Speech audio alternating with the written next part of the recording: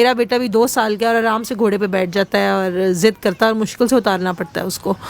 تو یہ بس دیکھ رہے ہیں ہمیں اور چل رہا ہے. اس کے لیے بہت بڑی بات ہوتی ہے کہ ایک لڑکی آ کے نظام بازی کر رہی ہے. السلام علیکم جی، پیغام ٹی وی میں آپ کو خوش آمدید کہتے ہیں. میں ہوں ارسلان اعظم. حدیث مبارکہ ہے کہ گھوڑے کی پیشانی میں قیامت تک خیر رکھی گئی ہے، اس میں برکت رکھی گئی ہے. میرے عقب میں آپ دیکھ سکتے ہیں پیچھے گھڑ سواری کی جا رہی ہے. بچوں کو، بڑوں کو باقاعدہ طور پر گھڑ سواری کا جو فن ہے اس سے آشنا کرایا جا رہا ہے، اس اسکل سے آشنا کرایا جا رہا ہے. میرے ساتھ ایک فیملی موجود ہیں، علی فواد بھائی ہیں، بشمول ان کی ہمشیرہ.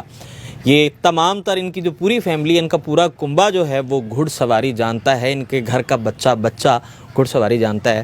علی بھائی بہت شکریہ آپ کے وقت کا. آپا بہت شکریہ آپ کے وقت کا. سب سے پہلے تو یہ بتائیں کہ یہ اسلامی تہذیب کو آپ نے زندہ رکھا ہوا ہے، یہ کوئی آپ کی کوئی خاندانی روایت ہے، کیا ہے؟ ایکچولی جب ہم اسکولز میں تھے، میں ایک ایئر فورس کے کیڈٹ کالج سے کہہ لیں آپ، تو وہاں لیڈرشپ سکلز اور پرسنالٹی گرومنگ پر بڑا ایک فوکس ہوتا تھا. اور ہارسز کو آف کورس آپ اس ساری بات سے الگ نہیں کر سکتے. تو ہارسز، لیڈرشپ، یہ سم ہاؤ آپس میں کنیکٹڈ رہتے ہیں practically.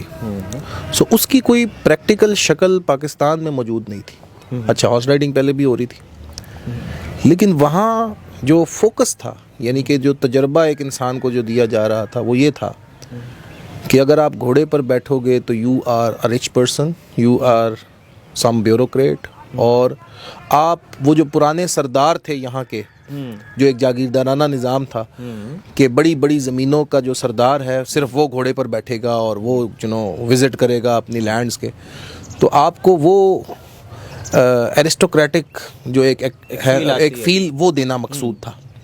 So we had couple of clubs, we had couple of riding schools in army and even bureaucratic جو بھی سرکلز ہیں وہاں پر یہ رائڈنگ سکولز موجود تھے.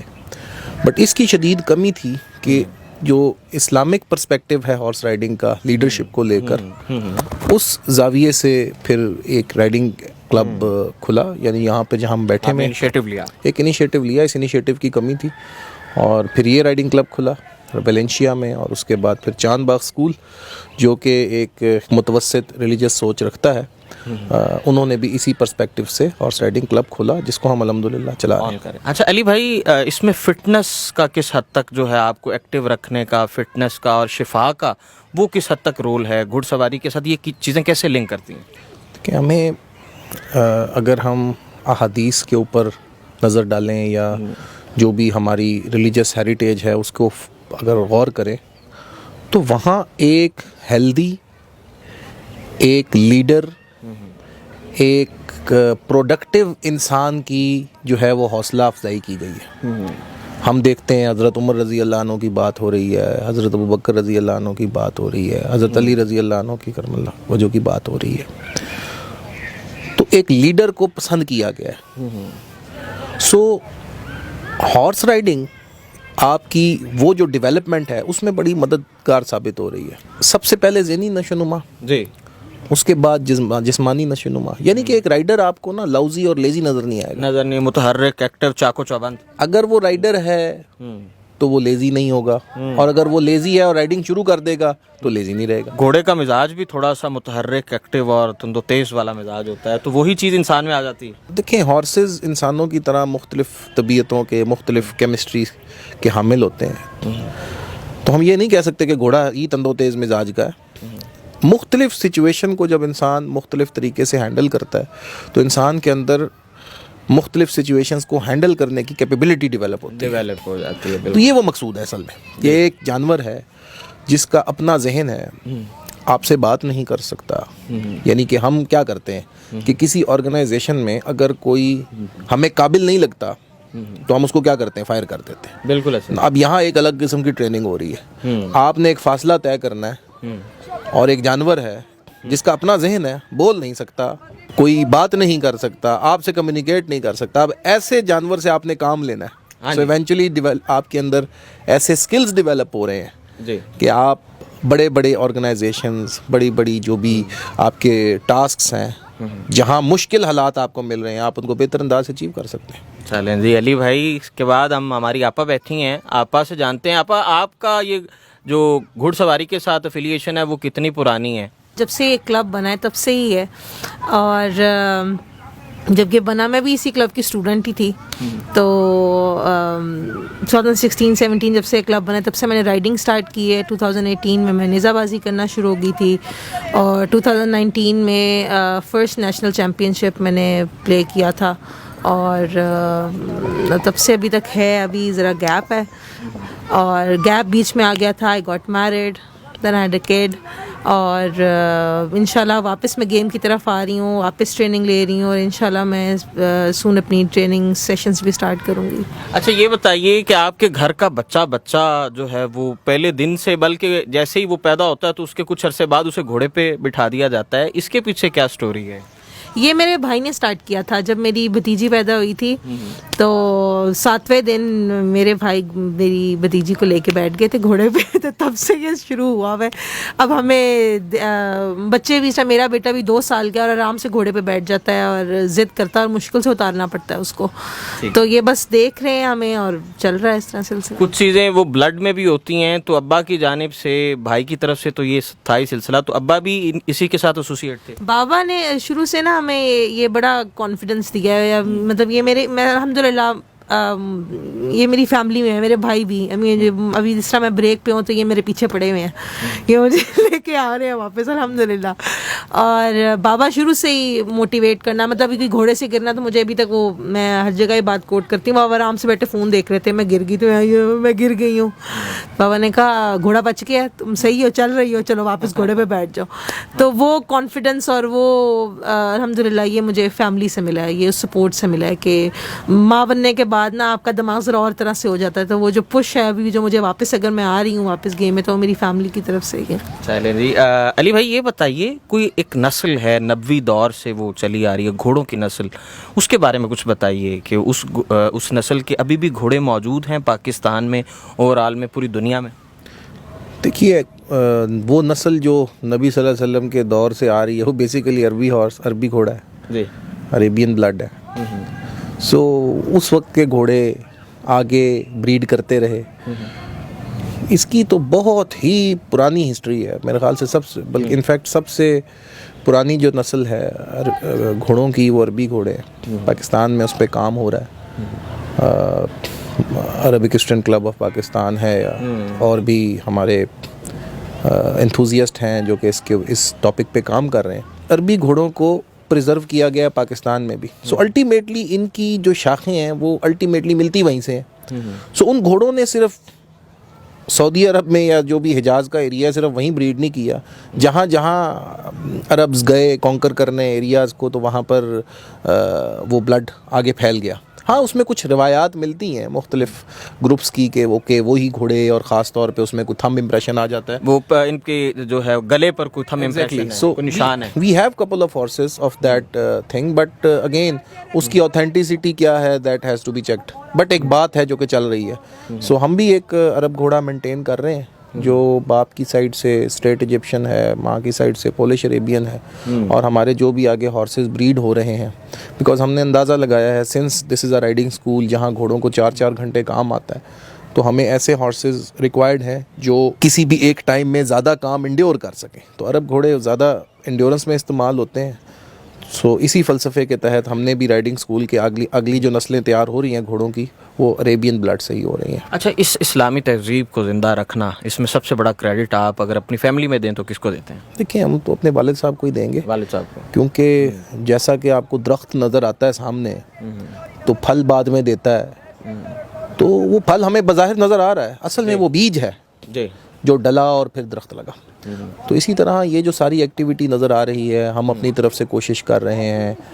میری ہمشیرہ ہے, میرا بھائی ہے, مسز ہیں, بچے ہیں, تو بنیادی تو کریڈٹ والد کو ہی جاتا ہے. اچھا, کہا جاتا ہے کہ یہ شوق مہنگا ہے. شوق بلکہ کوئی بھی ہو وہ مہنگا ہی ہوتا ہے, تو کیا واقعتاً ہی یہ گھڑ سواری کا شوق مہنگا ہے؟ اور آج کے دور میں اس کو گھوڑے کو پالنا رکھنا تو اس کو کتنا مشکل ہے یا آسان بھی ہے؟ ہمیشہ سے اور ایون اب بھی جو جاگیردارانہ نظام ہے وہاں پر یہ پروٹوکولز ہیں کہ گھوڑے پر سردار ہی بیٹھے گا. بالکل ایسے ہی. تو یا تو رول بنا دو جی کہ دولت مند ہی صرف بیٹھے گا, یا رول بنا دو کہ ایک خاص کلاس بیٹھے گی, یا اس کو اتنا مہنگا کر دو کہ وہی کلاس افورڈ کر سکے. جب آپ اس کو لوگوں کے لیے آسان بنا دیتے ہیں تو پھر اور لوگ بھی middle class families, upper middle class families, وہ اس کو پھر افورڈ کر سکتے ہیں. سو بنیادی طور پر یہ جو ہوا بنا دیا کہ اتنا مہنگا اسپورٹ ہے, وہ بنیادی طور پر اس کانسیپٹ کی وجہ سے بنایا میرے نظر میں. مطلب I could be wrong, although ٹھیک ہے فٹ بال کے ایکسپینسز نہیں ہیں, کیا ہے فٹ بال ہے, گراؤنڈ ہے, ٹھیک ہے کھیل لو. کرکٹ کے بھی کوئی بڑے ایکسپینسز نہیں. ہاں فٹ بال کون سا کھانا کھائے گا یا گھاس چرے گا یا اس طرح کا معاملہ. اوکے جمنیزیم کہہ لیں, جمنیزیم میں جم میں بے جان جو بھی مشین ہیں ان کی الیکٹریسٹی کے بلز ہیں. ہاں ہارسز کی اپ کیپنگ کے لیے اس کے اخراجات باقی سپورٹس سے بہرحال بہت زیادہ ہے, اس میں شک کوئی نہیں ہے. لیکن ہمارے ہاں آپ محض 2,000 روپے سے رائڈنگ شروع کم از کم کر سکتے ہیں. بھئی آپ کو یہ تو نہیں کہہ رہے کہ آپ صبح شام گھوڑے پہ بیٹھے رہیں جی, آپ آدھا گھنٹہ مہینے میں بیٹھیں. آپ کے پاس یہ چابی موجود ہے کہ آپ فریکوینسی کو ایڈجسٹ کر کے اپنے لیے افورڈیبل بنا سکتے ہیں. سو منی از ناٹ اسٹاپنگ یو. ٹھیک ہے بالکل. اس ایکٹیویٹی کو کرنے کے لیے منی کوئی ایکسکیوز نہیں ہے, یہ آج کل ہر بندہ ہی افورڈ کرتا ہے. اچھا علی بھائی, اس کانسیپٹ کو مینٹین کرنا, اس اسلامک تہذیب کو زندہ رکھنا مشکل بھی ہے, کوئی دشواری بھی ہوتی ہے؟ کہ سب سے پہلا پریکٹیکل سٹیپ ہے فائنینشیل وائبلٹی. یعنی کہ ہمیشہ سے اس کو ایلیٹ کلاس نے اس شوق کو جو ہے وہ کنٹینیو کیا ہے. سو جو اسلامک ذہن ہے یا مذہبی ذہن ہے اس کو یہ اوریجنلی بات بتانا کہ بھائی یہ ایکچولی آپ کی سپورٹ تھی, یہ ایک بہرحال ٹاسک تھا جو اب بھی ہے. In fact you are the first Islamic channel جو کہ اس پر انفیکٹ اوکے ٹھیک ہے شاید آئی ہیڈ اندر پوڈ کاسٹ, بٹ آپ ایک چینل کے طور پر اس کو کور کر رہے ہیں اسلامک پرسپیکٹیو سے. You are the first, which means کہ مارکیٹ میں اور کوئی نہیں ہے جو کہ اس کو پروموٹ کرے. تو ایک تو چیلنج یہ ہو گیا, کیونکہ بزنس رن کرنا ہے, بزنس نے فائنینسز سے چلنا ہے. بالکل. تو جب ایسے لوگ آئیں گے تبھی ماحول بنے گا, اور جب ایسے لوگ نہیں ہوگے تو آپ کو بہت ایکسٹرا ایفرٹ کرنی پڑے گی اس ماحول کو مینٹین کرنے کے لیے. ایک چیلنج یہ ہو گیا. دوسرا یہ, ہم لیڈیز کے گلیمر کو استعمال نہیں کریں گے اس کو پروموٹ کرنے کے لیے. یہ ایک اچھا, مجھے اچھا اٹریکٹیو پوائنٹ لگا آپ کی جانب سے. ہم اس کو اس انداز سے پروموٹ نہیں کریں گے, لیکن آپ باقی جتنے بھی رائڈنگ فیسلٹیز دیکھیں گے تو لیڈیز کا گلیمر ان کو ایک اور انداز سے پریزنٹ کر کے رائڈنگ کلب کی یا کسی بھی فیسلٹی کی یا ایکٹیویٹی کی ریٹنگ بنانا, یہ اسلامک پرسپیکٹیو کے بالکل اگینسٹ ہے. بالکل. You okay no problem, Tareem Fatima is here, she is here to advocate کہ یہ ایکٹیویٹی آپ کے لیے بہت اچھی ہے. But again if she comes in a different different something so that to get attention. اس وجہ سے ہمیں بعض اوقات بزنس کو گرو کرنے میں نقصان بھی ہوتا ہے. ایسا ہی ہے, وہ مارکیٹنگ کا وہ پہلو ڈیڈ ہو گیا, ایک چیلنج ہے. لیکن آن دی ادر ہینڈ وہ لوگ, وہ مذہبی ذہن یا وہ طبقہ, آئیڈیالوجی, اسلامک آئیڈیالوجی تو زندہ رہی نا, وہ ایک زندہ رہی, اور پھر ڈیفینیٹلی لوگ پھر وہ والے جو سوچ رکھنے والے لوگ ہیں وہ پھر اس طرف متوجہ بھی ہوتے ہیں. آپا کی جانب بڑھتے ہیں.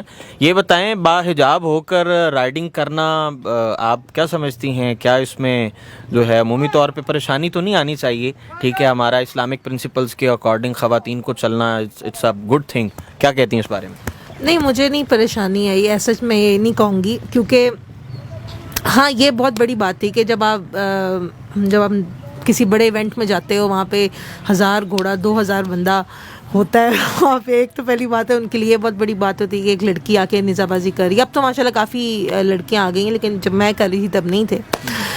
تو ان کا آنا, پھر اوپر سے یہ کہ حجاب میں آنا اور کور ہونا, تو ایک شوق تھا سب کے لیے. لیکن مجھے ایسا کوئی, میں یہ نہیں کہوں گی, مجھے اپریسیشن ہی ملی ہے, اور مجھے کافی کہہ لیں کہ مجھے رسپیکٹ کرتے ہیں, اور مجھے اس معاملے میں رسپیکٹ ہے جو ابھی تک الحمدللہ مجھے ملتی ہے, اور ایک لحاظ اور ایک وہ جو احترام ہے وہ مینٹین رہتا ہے. اس میں چیلنجز بھی آئے, بالکل بڑے زبردست قسم کے چیلنجز آئے. For example, she is the first lady tent pegger of Pakistan. Pakistan کی پہلی خاتون ہے جو نیزہ بازی کا گر جانتی, نیزہ بازی میں آئی. اس طرح تو آپ کہہ سکتے ہیں کہ جی فلانی نے لانس پکڑی اور فلانے کمپٹیشن میں بھاگی. Okay, then there are lots of stories, I don't know, they are not registered in the market, but she is the first one جو نہ صرف کھیلی, اس نے اپنے آپ کو منوایا اور نیشنل کمپٹیشنز میں پارٹیسپیٹ کیا. Now what happens with her attire, some people we have observed again that elite class mentality کہ they discourage her in some form کہ یار اس کو ہم select کریں گے, اوہو you know what will happen. Glamorous feel ہی نہیں ہے اور ایک گلیمرس لک ہی نہیں ہے. You know how we will present our country. Now Iran is ashamed of it. No. Iran کے, سعودی عرب کے جو رائڈرز ہیں, جمپرز ہیں, وہ کیا اٹائر استعمال کرتے ہیں. یہ غلامانہ سوچ ہے جی بالکل کہ ہم یہ کریں گے تو ہمارا نہیں بنے گا. نہیں, ایسا نہیں ہوگا. آپ اس انداز سے سوچیں گے تو وہ چیز آپ کے منہ پر دے کے ماری جائے گی کسی اور فارم میں. کمپلیکس ختم, کیونکہ یہ ایک خدائی معاملہ بھی تو ہے نا. انڈونیشینس ہارس بیک آرچری کر رہے ہیں. سو آپ ایسے اٹائر کو اس لیے پروموٹ نہ کریں کہ اس سے کوئی مطلب, if somebody is falling in merit تو اس کی وجہ سے اس کے 2 پوائنٹس کم نہ کریں, اس کو پروموٹ کریں. بہت شکریہ جی. علی فواد بھائی اور ان کی فیملی ہمارے ساتھ موجود تھے. ان کے گھر کا ہر بچہ, ہر فرد جو ہے وہ گھڑ سواری سے شناسا ہے اور انہوں نے اسلامک جو تہذیب ہے اس کو زندہ رکھا ہوا ہے. آپ بھی, ہم بھی, ہمیں چاہیے کہ ہم یہ جو کمپلیکس ہے, یہ جو کچھ اسٹیریوٹائپس ہیں, ان سے ہمیں نکلنا چاہیے اور اپنی جو روایات ہیں اور اپنی جو اسلامک پرنسپلز ہیں انہیں زندہ رکھنا چاہیے. یہیں پر اپنے میزبان ارسلان اعظم کو اجازت دیجیے. اللہ نگہبان.